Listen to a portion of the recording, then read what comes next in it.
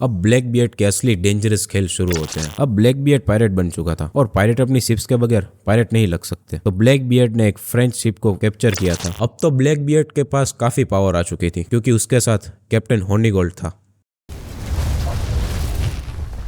Pirates समुद्र के लुटेरे जिनको समुद्र पे लूटमार करना बहुत पसंद था। समुद्र में अपना जहाज लेकर ये पायरेट्स बड़े बड़े सफर किया करते थे। समुद्र में एडवेंचर करना, जान की परवाह किए बगैर बड़ी बड़ी जंगें करना इनको बहुत पसंद था। अगर आपने Pirates of the Caribbean series देखी है तो आपने Jack Sparrow, Barbossa, Davy Jones ये सब जरूर देखे होंगे और यही मूवी के कई कैरेक्टर्स रियल पायरेट से इंस्पायर है। पायरेट्स ऑफ द कैरिबियन के पार्ट 4 में हमें ब्लैक बियर्ड नाम के एक पायरेट को इंट्रोड्यूस करवाया जाता है और आपको ये जान के हैरानी होगी कि ये ब्लैक बियर्ड नाम का ये पायरेट असली में एग्जिस्ट करता था और रियल में इसको समुद्र का डेडलीस्ट पायरेट माना जाता था। और आज हम उसी डेडलीस्ट ब्लैक बियर्ड की स्टोरी को कवर करने वाले हैं और उसकी शुरुआत की जिंदगी के बारे में जानेंगे, वो इतना डेडलीस्ट पायरेट कैसे बना ये भी जानेंगे और उसके एंडिंग के बारे में भी जानेंगे। अगर आपने हमारे पायरेट सीरीज का फर्स्ट एपिसोड नहीं देखा तो उसे जरूर चेकआउट कीजिएगा, जिसमें हमने रियल कैप्टन जैक स्पैरो की स्टोरी को कवर किया है, जो आपको ऊपर देखने को मिल जाएगा या डिस्क्रिप्शन में उसकी लिंक देखने को मिल जाएगी। ब्लैक बियर्ड का रियल नेम एडवर्ड टेच था। उसका जन्म सन 1680 को इंग्लैंड के ब्रिस्टल शहर में हुआ था। ब्रिस्टल शहर उस समय अंतरराष्ट्रीय समुद्री बंदरगाह था। एडवर्ड टेच वैसे तो सब कुछ पढ़ लिख सकता था। अगर हम ब्लैक बियर्ड की अर्ली लाइफ के बारे में जाने तो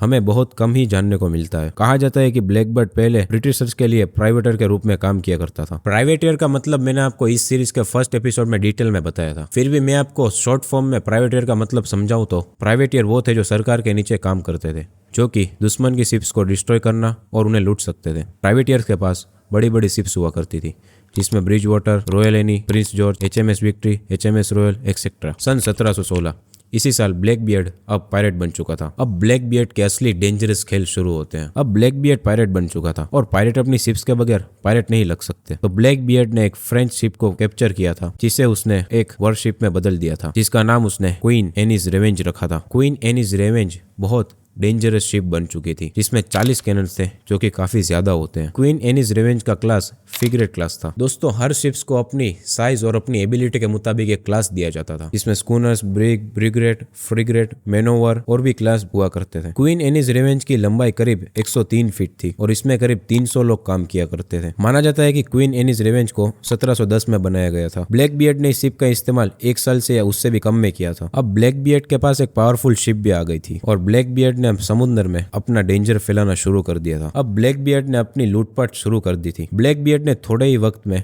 अपना डर समुद्र के दूसरे पायरेट्स और रॉयल नेवी में डाल दिया था। ब्लैक बियर्ड कई पायरेट्स के साथ शामिल होकर बड़ी बड़ी समुद्री लड़ाइयां करता था। जब भी अपने दुश्मनों को डराना होता तो ब्लैक बियर्ड अपनी टोपी में लगी डोरियों को जलाता था। सन 1716 के आसपास ब्लैक बियर्ड जाने माने समुद्री पायरेट कैप्टन हॉर्नीगोल्ड के साथ ज्वाइन हो जाता है। अब तो ब्लैक बियर्ड के पास काफी पावर आ चुकी थी क्योंकि उसके साथ कैप्टन हॉर्नीगोल्ड था। ब्लैक बियर्ड ने अब करीब 40 से 42 शिप्स अपने कमांड में ले ली थी। कैप्टन हॉर्नीगोल्ड और ब्लैक बियर्ड ने साथ मिलकर समुद्र में अपनी पूरी पायरेट फौज बना ली थी। ब्लैक बियर्ड और हॉर्नीगोल्ड ने मिलकर कई छोटी शिप्स और कई बड़ी शिप्स का सामान लूट कर उसे बेच देते। सन 1718 अब ब्लैक बियर्ड की जानी मानी शिप क्वीन एनीज रेवेंज का एंड आ चुका था। नॉर्थ कैरोलिना के एक समुद्री जंग में क्वीन एनीज रेवेंज सैंडबार के साथ टकरा गई थी। सैंडबार का मतलब समुद्र में वो छोटा सा हिस्सा जिसमें रेत होती है और उसके आसपास के इलाके में पानी का लेवल काफी लो होता है, जिसकी वजह से बड़ी शिप्स अगर उसके करीब जाए तो वो टकरा जाती है। ब्लैक बियर्ड ने अपनी क्वीन एनीज रेवेंज को छोड़कर जरूरी सामान लेकर दूसरी शिप्स में चला जाता है। 1996 को नॉर्थ कैरोलिना के पास क्वीन एनीज रेवेंज का मलबा मिला था जिसमें ब्लैक बियर्ड के जाने माने वेपन्स, गन्स, शिप्स के करीब 30 से ज्यादा कैनन्स मिले थे। अब ब्लैक बियर्ड की कहानी का एंडिंग शुरू होता है।